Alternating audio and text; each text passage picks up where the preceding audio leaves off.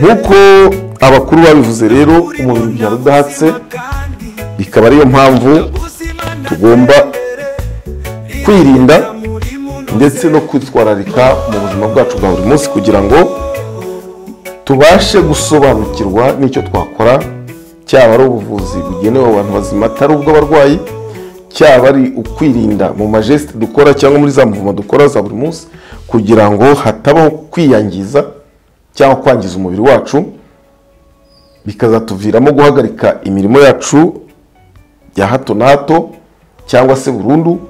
Iyi experience niyo tugerageza kugaragaza rwose. Formule turayifite yo gufasha abantu bazima, abantu badafite indwara iyo ari yo yose.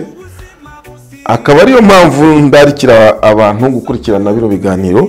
Ni ibiganiro dutanga mu buryo bworoshye ariko biragoye kubyumva mu buryo ku buryo umuntu yatanga ikiganiro buri wese agahita asobanukirwa. Ni uburyo bwo kwiga, kandi kwiga ni ibihoraho, ntago umuntu ahora yiga. Ubwo bumenyi bw'ibanze rero nta kundi buryo ni uko tugomba kubwigamo kugira ngo dusobanukirwe. Iyo umuntu agiye muri massage aba agiye gukora iki, iyo umuntu agiye muri sauna aba agiye gukora iki, iyo umuntu agiye muri siporo aba agiye gukora iki. Hari ibintu byinshi rero tugomba kumenya, ukajya ukora ikintu ugisobanukiwe. Uyu munsi rero nifuje yuko natangiza ibiganiro bigamije kwerekana uburyo umuntu muzima, umuntu udafite indwara iyo ari yo yose, nawe ashobora kwitabwaho nk'umurwayi, akavurwa mu buzima bwa buri munsi, akavurwa ari mu kazi, ku buryo byamurinda kwangirika k'umubiri we biturutse ku murimo akora.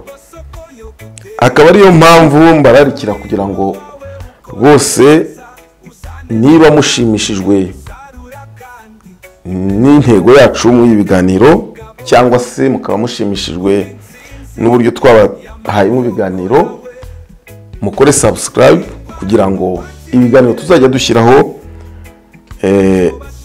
uko bitambutse ujye ubibona mu buryo bukoroheye, ndetse ukore na share, ubyohereze bagenzi bawe, like, kugira ngo tubashe gutera imbere muri rusange. Uyu munsi rero nifuje yuko turebera hamwe uburyo cyangwa tugira uko twumva uburyo umuntu muzima yavurwa. Ese koko nawe wumva ko umuntu muzima hari ikibazo yagira ku buryo yakenera ubuvuzi? Hari abantu benshi bakunze kujya kwa muganga bakavayo batanezerewe, batanejejwe na serivisi babonye, bitewe nuko yagiye afite ikibazo cy'abantu bazima, yagiye afite ikibazo kitari indwara. Yagera kwa muganga bakora ibizamini byose bakasanga nta ndwara afite, bikaba ngombwa ko bamubwira ati taha, nta ndwara ufite.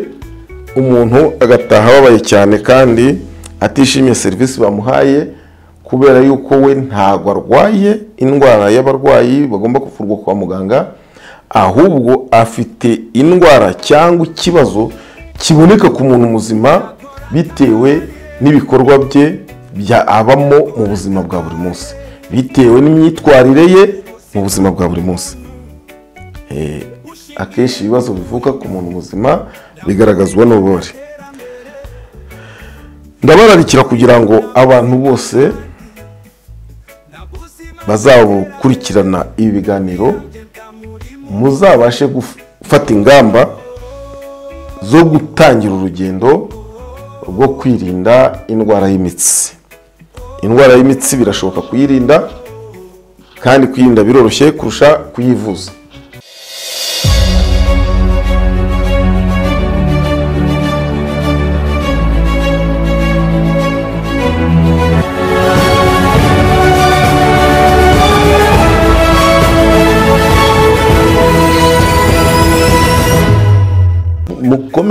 Mukomere, ndabashuhuje kandi mbifuriza kugira umunsi mwiza urangwa n'ibyishimo, amagara mazima, ndetse amagara arangwa no kwirinda. nitwa Nkurunziza Meteri, ariko abenshi banzi ku izina rya Meteri. nkaba ndi umukinesitherapete ubimazemo igihe kirekire, hafi kuzuza imyaka 20 muri uyu mwuga. Uyu munsi nifuje yuko twarebera hamwe ubuvuzi bukorerwa abantu bazima, uburyo bwiza bwo kugira uburambe cyangwa bwo kuramba ku kazi cyangwa ku murimo. Akaba ari wo mutwe uyu munsi nifuje ko turarebera hamwe mu rwego rwo kugira ngo tubashe gusobanukirwa neza n'ibibazo umuntu muzima, umuntu udafite indwara cyangwa ikindi kimenyetso icyo ari cyo cyose gituma atabasha kugira amagara mazima kitarangwa kuri uwo muntu. Mbere yuko twinjira muri iki kiganiro neza nkuko bisanzwe, ndongera mbibutse tumaze iminsi dukorera hamwe ibiganiro bigamije kwibukiranya cyangwa se guhugurana ku miterere n'imikorere y'umubiri w'umuntu, cyane cyane ku gice cy'imyakura cyangwa ku gice cy'urwungano rw'ubwonko n'imitsi yarwo, aho twabonye ko ubwonko nibwo bukontorora ibikorwa byose by'umubiri. Igikorwa cyose umubiri ushaka gukora kigengwa n'amategeko y'ubwonko, ndetse n'ingufu byose bikontororwa n'ubwonko. Twabonye yuko rero ubwonko buherereye mu mutwe, hanyuma amakuru agaca mu ruhande rw'inyuma mu ruti rw'umugongo, aho twabonye umusokoro uba mu ruti rw'umugongo moire épinière. Hanyuma tubona yuko uruti rw'umugongo rugizwe n'amagufwa 33 agerekeranye, hagati y'igufwa n'irindi hagasohoka imitsi ibiri iburyo n'ibumoso. Iyo mitsi ikagenda igana ku nzungano zitandukanye z'umubiri. Nyuma yo kubona iyo shusho rero, ni ukuvuga ngo igihe cyose amagufwa y'umugongo ari mazima, niyo shusho twifuje ko buri wese yagira mu rwego rwo kwirinda indwara y'imitsi. Nuko buri muntu agomba kugira ishusho yo kurinda uruti rw'umugongo kugira ngo ariya magufwa atabasha kwangirika cyangwa se kuba yava mu mwanya wabyo bikabangamira ya mitsi isohoka hagati y'amagufwa abiri y'umugongo cyangwa se y'uruti rw'umugongo. Muri make rero abantu benshi bagiye bambaza ngo ariko ibyo bintu ubikura he, abandi bakambaza bati si ubutekamutwe. Nkaba ariyo mpamvu nifuje yuko uyu munsi nagerageza kubaha amwe mu mateka yanjye muri uyu mwuga, kuko ni umwuga mazemo igihe kirekire, umwuga nakoze mvura abakinnyi. Kumva ko nituvuga abantu bazima, abantu badafite indwara, abakinnyi barimo rwose. Ariko ntabwo ari umwuga ugenewe abakinnyi gusa, ni umuntu wese uri active, umuntu wese ufite icyo akora, umuntu wese ubasha kunanirwa bitewe n'akazi buri wese akora. Nkeka ko buri muntu wese ugira icyo akora arananirwa. Ubwo rero nifuje kubamara impungenge kugira ngo yenda bitaba ari ugushaka views cyangwa se gushaka guteka umutwe nk'uko abenshi bakunze kubimbwira. Ndetse hari n'abavuze ngo ari ku wundi uri Dr Nyabaki. Ibyo rero simbitindaho, reka turebe bamwe mu mateka yanjye muri uyu mwuga.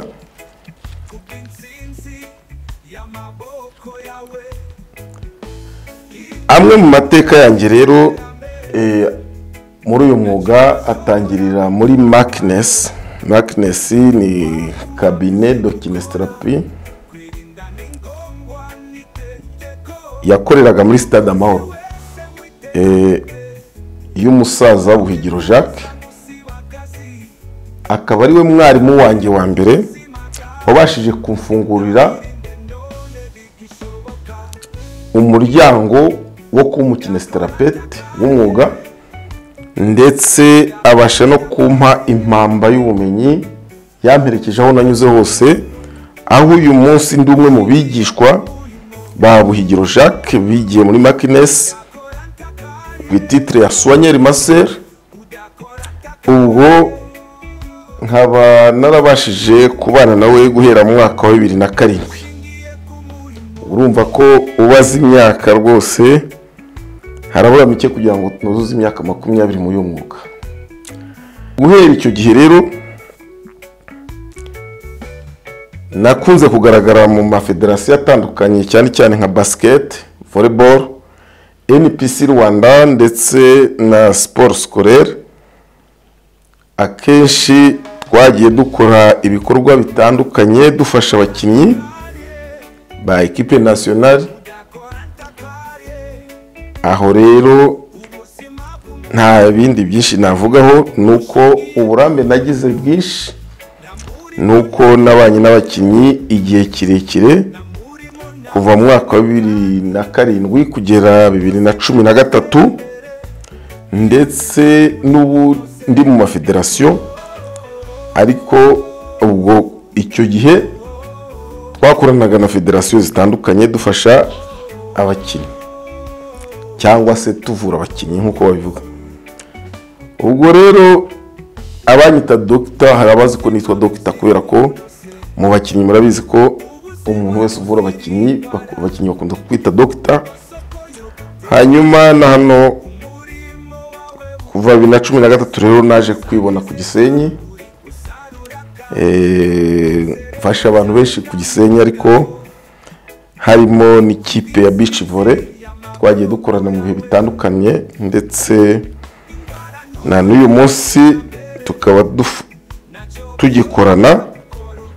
Mu gihe andi mafederasiyo yo guhera 2013 ko nimukiye ku Gisenyi ntago nabashije kongera gukorana nayo cyane, bitewe nuko nanjye nari mfite ibindi ndi kwikorera. Muri make rero ni naho ubumenyi tukura, ni experience dufite. Urubuga rero mfungura urubuga Menya Ubuzima TV, ni urubuga nafunguye nifuza gusangiza abantu ubumenyi mfite cyangwa se ubunararibonye twabashije kubona nk'uyu mwuga dufasha abasportifu, abakinnyi. Nkaba nifuza rero ko abantu basobanukirwa mu buryo ubworoheje nk'uko nkunda kubivuga ku bumenyi bwa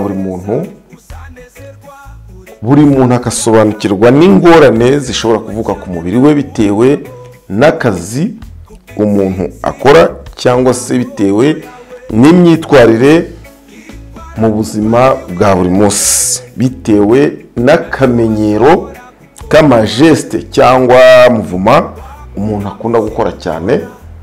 Akenshi tuzabona yuko arizo zikunda kwangiza umubiri cyangwa se uruti rw'umugongo, kubera ko turi ku ndwara y'imitsi, bigatuma rero ya mitsi ijyana ingufu ku mihoro itandukanye y'umubiri cyangwa ku nzungano zitandukanye z'umubiri, ibangamirwa ntibashe gukora neza. Uyu munsi rero nifuje yuko turebera hamwe uburyo cyangwa tugira uko twumva uburyo umuntu muzima yavurwa. Ese koko nawe wumva ko umuntu muzima hari ikibazo yagira ku buryo yakenera ubuvuzi? Aha rero tuza gusangamo ko hari indwara cyangwa se hari ibibazo bishobora kuvuka ku muntu muzima, cyangwa se bishobora kuboneka ku muntu muzima nta ndwara n'imwe afite cyangwa se agaragaza nk'ikimenyetso, akenshi ibyo tujya duhura nabyo kubera yuko hari abantu benshi bakunze kujya kwa muganga bakavayo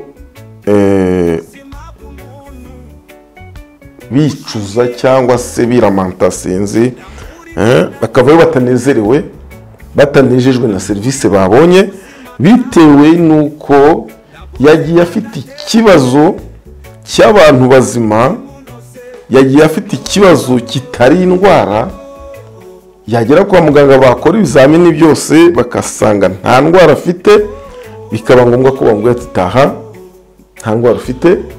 Umuntu agataha ababaye cyane kandi atishimiye serivisi bamuhaye, kubera yuko we ntabwo arwaye indwara y'abarwayi bagomba kuvurwa kwa muganga, ahubwo afite indwara cyangwa ikibazo kiboneka ku muntu muzima bitewe n'ibikorwa bye abamo mu buzima bwa buri munsi, bitewe n'imyitwarire ye mu buzima bwa buri munsi.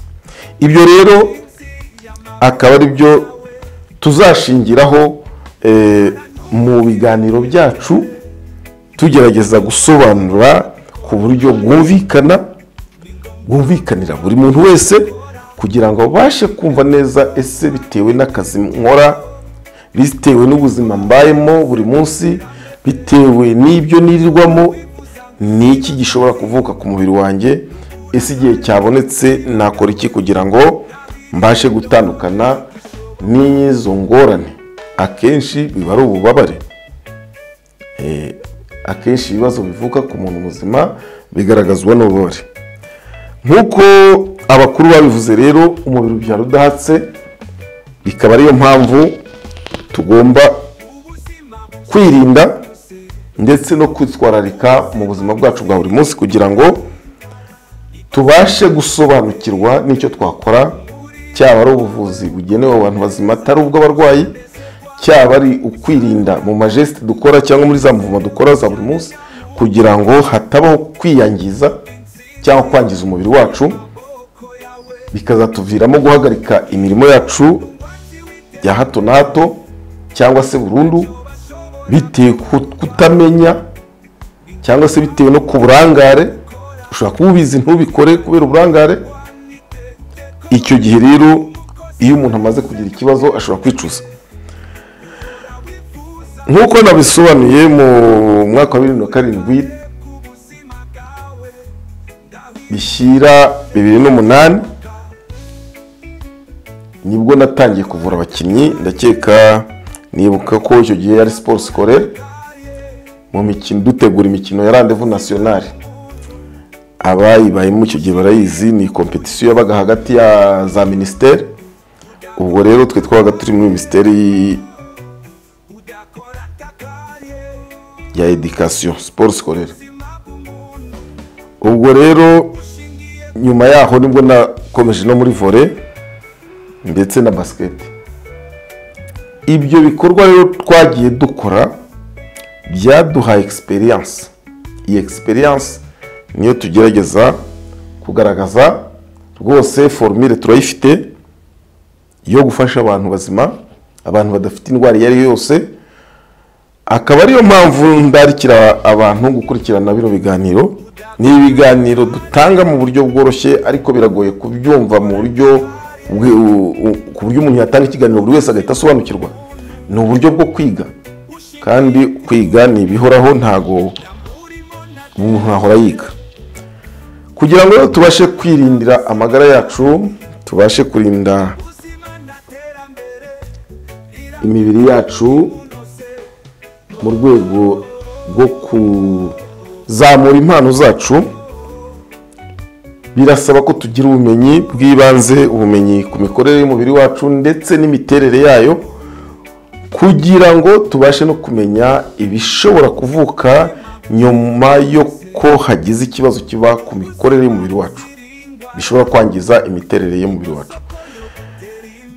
Ubwo bumenyi bw'ibanze rero nta bundi buryo ni uko tugomba kubwigamo, kugira ngo dusobanukirwe iyo umuntu agiye muri massage aba agiye gukora iki, iyo umuntu agiye muri sauna aba agiye gukora iki, iyo umuntu agiye muri siporo aba agiye gukora iki, iyo umuntu agiye mu mashyuza nk'abari hano ku Gisenyi cyangwa aba agiye gukora iki, abagiye muri pisine baba bagiye gukora iki. Ni ukuvuga ngo hari ibintu byinshi rero tugomba kumenya, ukajya ukora ikintu ugisobanukiwe, kuko iyo ukora ikintu ugisobanukiwe nawe ubwawe ugenda wiyevariwa ukavuga uti ibi ndi kubikora neza, ibi si ndi kubikora neza. Nawe kubikora mu kigare nta umenye iyo uva, ntumenye iyo ujya, bigatuma rimwe na rimwe wa musaruro udashobora kubona. Uyu munsi rero nifuje yuko natangiza ibiganiro bigamije kwerekana uburyo umuntu muzima, umuntu udafite indwara iyo ari yo yose, nawe ashobora kwitabwaho nk'umurwayi, akavurwa mu buzima bwa buri munsi, akavurwa ari mu kazi, ku buryo byamurinda kwangirika k'umubiri we biturutse ku murimo akora. Akaba ariyo mpamvu mbararikira kugira ngo rwose niba mushimishijwe n'intego yacu mu ibiganiro, cyangwa se mukaba mushimishijwe n'uburyo twabahaye mu biganiro, mukore subscribe kugira ngo ibiganiro tuzajya dushyiraho uko bitambutse ujye ubibona mu buryo bukoroheye, ndetse ukore na share, ubyohereze bagenzi bawe, like, kugira ngo tubashe gutera imbere muri rusange. Uyu munsi rero mu buryo bwo kuvura abantu bazima, nababwiye yuko hari ingorane arizo twita deformation zikunda kuboneka ku mubiri wacu. Akenshi izo deformation zituruka kuri position zitari normal, position zitajyanye n'imiterere y'umubiri wacu. Igihe ushyize umubiri wawe mu buryo utagombye kubamo, hari ikiza kikiyesitara mu mubiri. Nta kindi, ni umunaniro. Umubiri ubwawe wihanganira uburyo uwushyizemo, bikamara igihe wihangana. Nyuma yo kwihangana rero nta kintu kizabaho, hazabaho kwideforma cyangwa se gutakaza uwo mwimerere, nkuko twabibonye ubushize. Deformation no gutakaza umwimerere. Hazabaho kugorama kwa rwa rugingo, ntirukomeze kugoroka nk'uko rwari rumeze. Nihabaho kugorama kwarwo rero, urumva n'imikorere yarwo izaba igoramye, ari byo bizatanga kwangirika k'urugingo mu gihe kirekire, akenshi bikakuviramo no kugira ubumuga. Kwirinda rero izo deformation, kwirinda uwo munaniro, ni ukwirinda ubumuga muri rusange, cyangwa no kwirinda kugira ubumuga muri rusange. Ndabararikira kugira ngo abantu bose bazakurikirana ibi biganiro, muzabashe gufata ingamba zo gutangira urugendo rwo kwirinda indwara y'imitsi. Indwara y'imitsi birashoboka kuyirinda, kandi kuyirinda biroroshye kurusha kuyivuza. Kwivuza indwara y'imitsi byo rwose ku muntu wamaze kurwara, ngira ngo abarwaye indwara y'imitsi bo barabizi, biraruhije cyane kandi irababaza cyane. Ni byiza rero ko habaho ingamba zoroshye kandi zoroheye buri wese, zabashisha buri muntu gufata icyemezo cyo gutangira kwirinda. Akenshi iyo tuvuze kwirinda indwara y'imitsi, ntago abantu babyumva, kubera ko akenshi n'imitsi ubwayo ntiyumvikana neza. Imitsi yumvikana ku muntu uyirwaye, ariko ku muntu usanzwe wagira ngo we nta n'imitsi agira. Buri muntu rero aba afite imitsi nk'uko twabibonye, kandi twabonye itandukaniro ry'imitsi. Twabonye ko hari ubwoko bwinshi bw'ibyo twita imitsi, ariko twe twavuze ko nituvuga imitsi tuba tuvuga imyakura, amanere, imitsi y'ubwonko, imitsi ifatiye ku ruti rw'umugongo, imitsi itwara amakuru, ndetse imitsi itwara ingufu, n'imitsi itwara amakuru iyajyana ku bwonko. Ni imitsi itwara amategeko y'ubwonko iyajyana ku bice bitandukanye by'umubiri, ndetse n'imitsi itwara amakuru iyabana ku bice bitandukanye by'umubiri iyajyana ku bwonko. Niyo mpamvu rero buri muntu wese mu rwego rwo kunoza inshingano ze no gukora akazi ke neza birakwiye ko asobanukirwa n'ibi bintu. Nta bindi ni ukumenya ko iterambere ry'umurimo gutanga umusaruro bituruka ku magara mazima.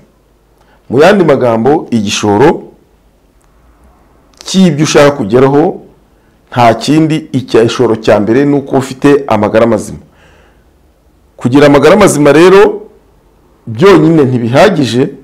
Igihe ufite amagara mazima birakwiye ko buri muntu wese abasha kuyarinda. Kurinda ayo magara mazima rero ni bizakubashisha gukora igihe kirekire nta ngaruka mbi ubonye ku buzima bwawe. Umunaniro waza ukaba ufite uburyo bwo kwiruhura nyabwo, ku buryo uwo munaniro utakubamo akarande hirya y'ejo ukazakuzanira indwara akenshi iherekejwe no kugira ubumuga. Reka uyu munsi nsoreze hano kugira ngo ntarambira abantu, ariko mbararikira ko tugiye gutangira kurebera hamwe indwara cyangwa se ibibazo bishobora kuba ku muntu muzima uri mu kazi cyangwa se uri mu buzima busanzwe. Ibinya, ububabare ndetse n'ibindi, ngira ngo mujya mwumva za hernie discale, hari ibintu byinshi za nerf sciatique, bwa bubabare budasanzwe abantu bakunze kurwara akenshi za rubagimpande, ariko byo ni ibindi bintu tuzabisobanukirwa neza kugira ngo tubashe kwirinda. Murakoze cyane, naho ubutaha, Imana ibaho umugisha.